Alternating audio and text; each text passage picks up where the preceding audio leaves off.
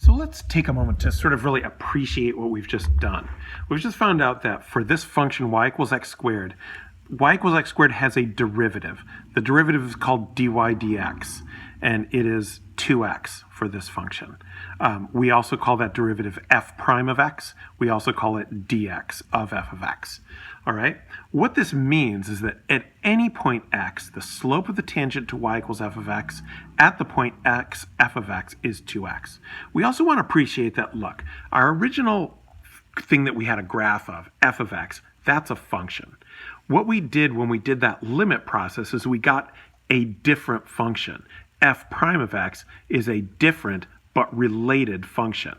So this thing that we did called taking a derivative, all right, the derivative of f with respect to x, it has a special name. It's called an operator. So an operator you can think of as a function whose domain and range are each the set of all functions. So for example, the ordered pair x squared 2x is an ordered pair in the function derivative, right? So derivative takes every function and associates with it a related function. Every function within its domain, that is every function for which we can find a derivative, we will find that that is most functions, but not all functions, which we will talk about later. Okay, so this is sort of an idea of like this weird thing that we're doing. We're taking a function, we're doing a process, and we're coming up with a different function. This function tells us things about this function and vice versa. These functions are different. One's quadratic, one's linear, for example, but they are related. They are strongly related. Let's also take a graphical look at what is going on here. So here's a graph of that y equals x squared. Let's see if I can zoom in a little. I don't know if, hopefully this will make it better, not worse. So here's what we're saying. We're saying that the derivative of x squared is 2x. So at any point on this graph, y equals x squared, the slope of the tangent should be 2x. Now, the reason I'm using my Casio today is because Casio does this nifty thing that TI does not do, to my knowledge, which is we can go sketch and we can pick tangent. All right. Now, this is the tangent at x equals 0.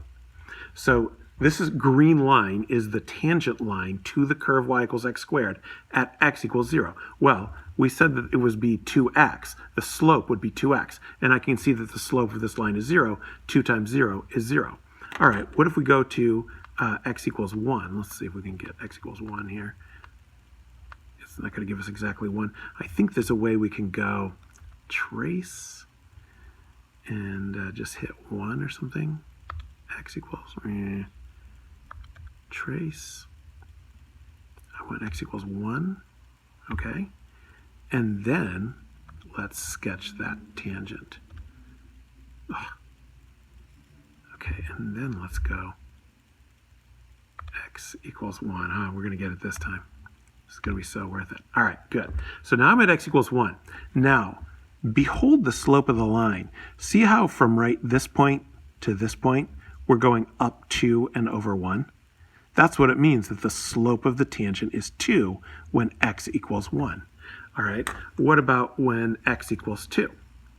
And we're going to see that, because I've zoomed in so far on the graph, we're going to run out of room. But, all right, here's x equals 2. Here's the tangent line. And I can see that there's an x-intercept on the tangent line at 1, 0. So this, from this point, 0, 1, no, 1, 0. This point, 1, 0, to this point, 2, 4. The slope is I go up 4 and over 1. So the slope of the tangent at this point is 4 over 1, or 4, because x equals 2, dy dx is 2x, 2 times 2 is 4. That's all that tells you.